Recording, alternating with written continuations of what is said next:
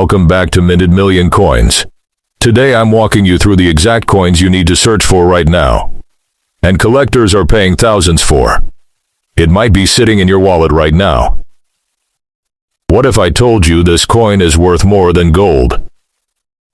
Stay tuned because by the end of this video you'll never look at change the same way again. Let's get into it. Before you go, don't forget to like this video, subscribe to Minted Million Coins and press the bell icon so you never miss our freshly updated rare coin discoveries.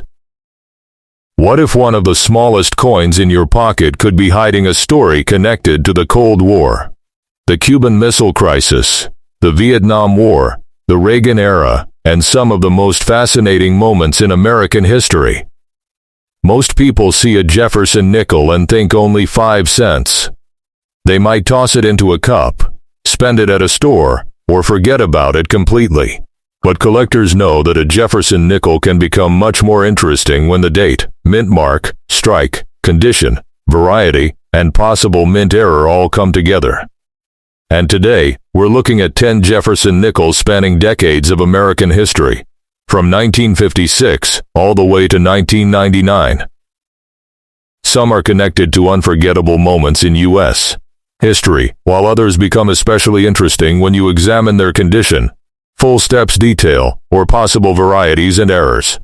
So before you spend another Jefferson nickel, look closely because the coin you think is ordinary might deserve a second inspection. Our journey begins with the 1956 Philadelphia Jefferson nickel, a coin from the middle of the 20th century and a fascinating period in American history. In 1956, the United States was living through the early years of the Cold War. America was experiencing tremendous economic and technological change. Television was rapidly becoming part of everyday life, and the nation was moving deeper into an era that would eventually transform American culture. And sitting quietly in American pockets was the Jefferson nickel. The 1956 Philadelphia issue is interesting because collectors can find examples in many different grades. But the real excitement begins when you encounter an exceptionally preserved specimen. Imagine a nickel that has survived decades while maintaining strong surfaces, attractive luster, and sharp design detail. That's when the conversation changes from an old coin to a condition rarity. And with Jefferson nickels, one of the details you want to examine is Monticello on the reverse. Look closely at those steps. Are they weak and interrupted, or are they remarkably sharp? Full steps can make an enormous difference in the desirability of a high-grade Jefferson nickel. So if you ever encounter a beautiful 1956 Philadelphia nickel, don't judge it simply by its age. Examine the strike, surfaces, and reverse detail before deciding what you have.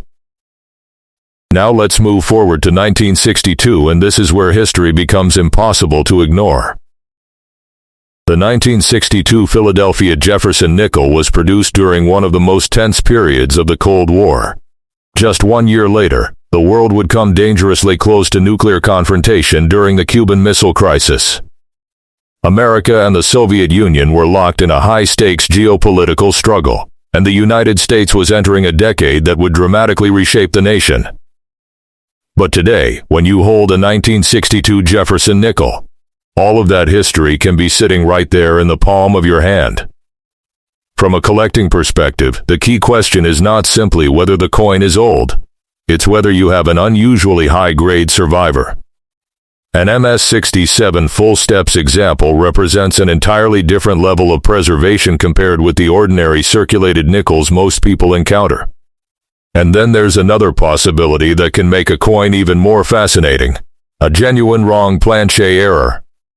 If a Jefferson nickel was accidentally struck on a planche intended for another denomination or composition, the physical characteristics can become dramatically different. But this is where caution is essential. Not every oddly colored or oddly shaped nickel is a wrong planche error. Genuine mint errors require careful examination and authentication. So if your 1962 Philadelphia nickel looks unusual, don't clean it, don't alter it, and don't assume it's valuable simply because it looks different. Investigate first. Next comes the 1964 Philadelphia Jefferson Nickel, and this coin has one of the most interesting stories in our entire lineup. At first glance, 1964 doesn't sound like a particularly mysterious year. In fact, the year is famous for enormous production of Jefferson nickels. But here's the paradox. A coin can have a huge mintage and still become extremely interesting in exceptional condition. That's the difference between rarity and condition rarity. Millions of coins may have been produced, but how many survived with extraordinary surfaces, a powerful strike, and exceptional full steps detail? That number can be dramatically smaller. Now imagine finding a 1964 Philadelphia nickel with elite preservation, and then discovering evidence that appears to suggest doubling. That's when your investigation becomes even more interesting. But remember, true double die varieties and ordinary mechanical doubling are not the same thing. A genuine double die results from the die-making process and has specific diagnostic characteristics. A random-looking shelf-like appearance on letters isn't enough. If your 1964 nickel appears to show genuine doubling, compare it carefully with trusted references and consider professional attribution before making any claims about rarity or value. Now we move into the 1970s, and our next coin is the 1970 Jefferson Nickel from Denver. This is a coin from an America defined by the Vietnam War, political tension, social change, and a rapidly changing economy. Imagine someone receiving this nickel in change during that era. They probably had no idea that decades later collectors would be studying these same coins under magnification, looking for exceptional preservation, sharp strikes, varieties, and errors. The 1970D becomes particularly interesting when you encounter an exceptionally high-grade example with full steps. On an ordinary circulated nickel, the Monticello steps can be worn and difficult to distinguish. On a superbly struck coin, those steps can be remarkably clear. That's one of the first things you should check. And then comes the wrong planche possibility. A genuine wrong planche error can be one of the most dramatic mint mistakes because the coin may have been struck on metal intended for something completely different. But again, don't confuse discoloration, environmental damage, or post-mint alterations with a true mint error. The key is evidence. Our next Jefferson Nickel takes us into the 1980s, the 1980D from Denver. This was an America approaching a major political transition. The election of Ronald Reagan was just around the corner, and the country was moving toward a new chapter in its political and economic history. But inside the world of coin collecting, the story is different. Here we're looking at preservation and striking quality. An MS-67 full steps Jefferson Nickel is not something you should casually assume every 1980D can become. It requires exceptional preservation and the right strike. If you have one, the surfaces need to be examined extremely carefully. Look for contact marks. Look for scratches.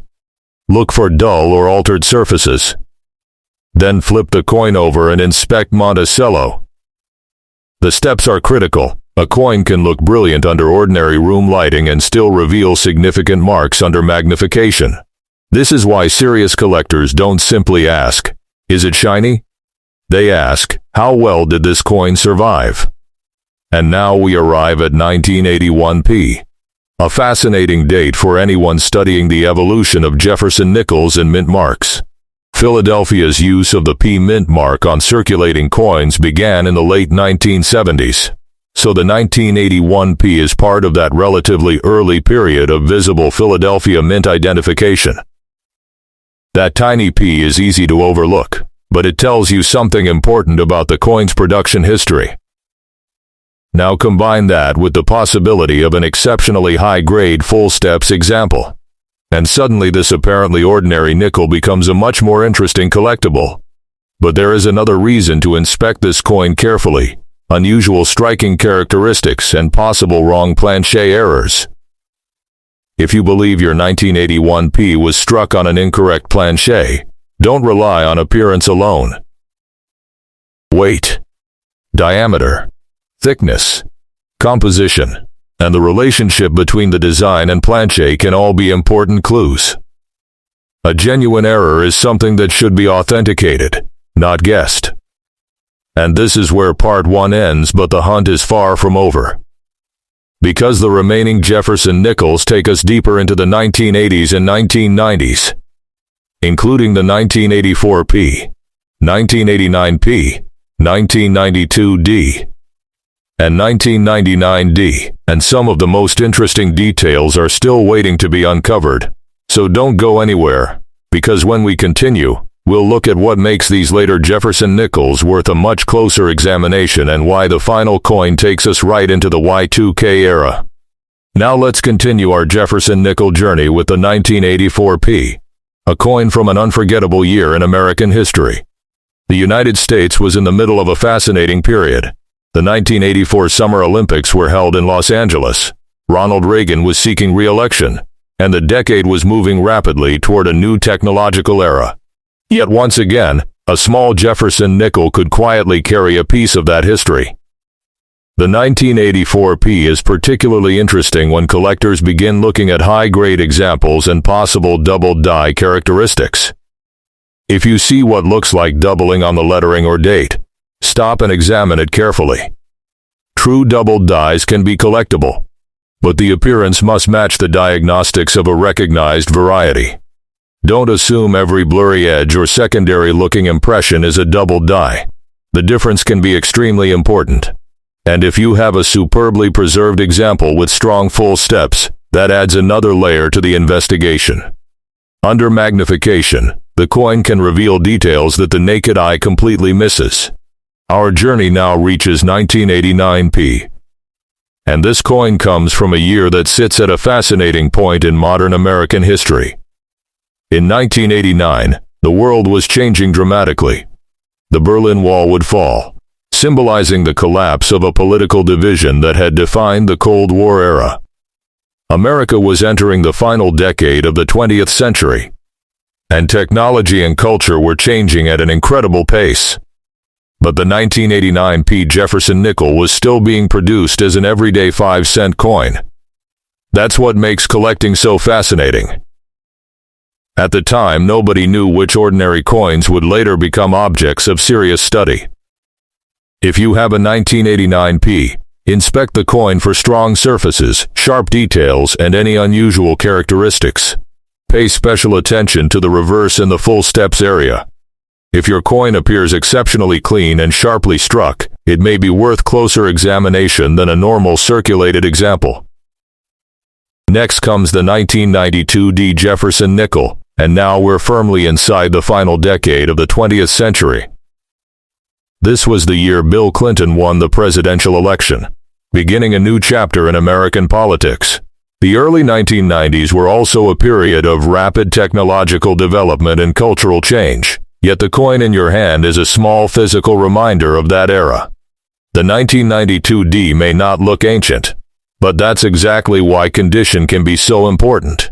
A relatively modern coin can be common in circulation while becoming much more interesting in unusually high grades. Search for strong luster, clean fields, sharp lettering, and especially strong full steps. And if you're examining a coin for a possible mint error, don't jump to conclusions. A genuine wrong planche error must be supported by physical evidence. If the weight or dimensions are unusual, that can be a clue, but it should be professionally evaluated. And now we arrive at the 1999D Jefferson Nickel, one of the most symbolic coins in this entire group. The year 1999 was the final year of the 20th century, and the beginning of the Y2K era. People around the world were preparing for the year 2000, and there was widespread concern about whether computer systems would properly handle the transition from 1999 to 2000. At the same time, American coinage was quietly continuing its everyday journey from pocket to pocket. The 1999D Jefferson Nickel might look incredibly ordinary today, but collectors know that modern coins can still become interesting when they survive in exceptional condition or display genuine mint errors. Look carefully at the surfaces.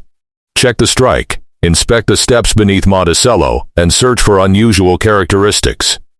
If you encounter a coin that appears to have been struck on the wrong planche, that could be an exciting discovery, but only if the evidence supports it.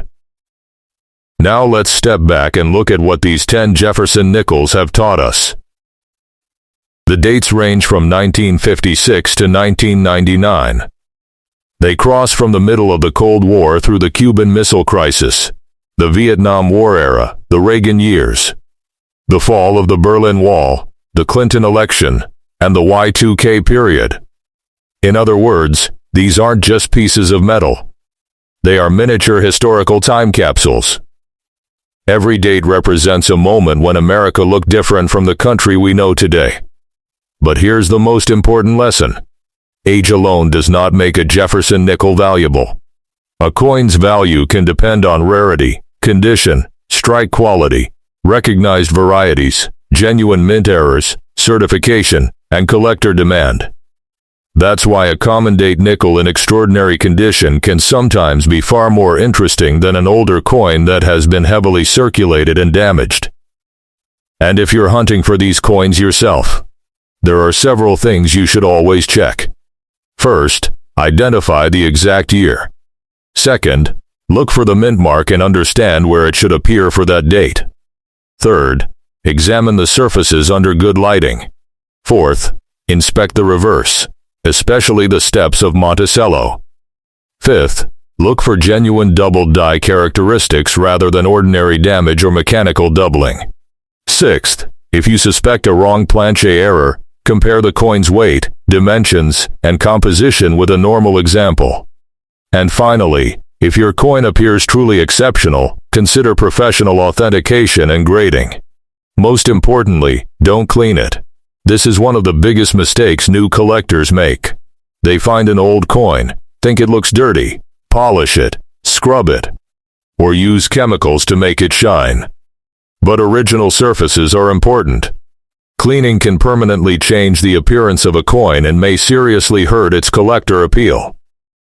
If you think you've discovered something special, leave the coin exactly as you found it, and get professional advice. And here's the question I want you to ask yourself. How many Jefferson nickels have passed through your hands without you ever looking closely? Think about it. You've probably received them at stores. You've probably dropped them into drawers. Maybe you've got a jar filled with old change. Maybe there's an inherited collection sitting in a box somewhere. Maybe your parents or grandparents saved coins decades ago. And among all of those ordinary-looking pieces, there could be a Jefferson nickel with a date you recognize, a mint mark you didn't notice, unusually sharp full steps, or a genuine minting variety that deserves further research. That's why coin hunting is so addictive.